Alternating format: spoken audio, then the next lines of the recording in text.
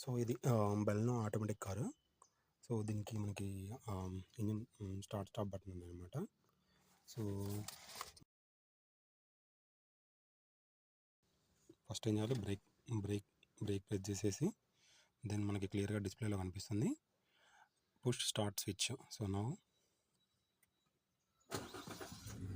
Okay, ఇదన్నమాట process. So and drive మోడ్లోకి పెట్టాలన్నా కానీ ఈవెన్ బ్రేక్ అనేది ప్రెస్ చేయాలన్నమాట ఫస్ట్. సో ఇది న్యూట్రల్లో ఉంది, డిస్ప్లేలో కూడా కనిపిస్తుంది కదా మనకి న్యూట్రల్లో ఉంది. So even drive direct press చేసినా కానీ సో మనకి ఎన్ని ఇండికేటర్ వస్తుంది అన్నమాట, న్యూట్రల్లోనే ఉంది అని చెప్పేసి.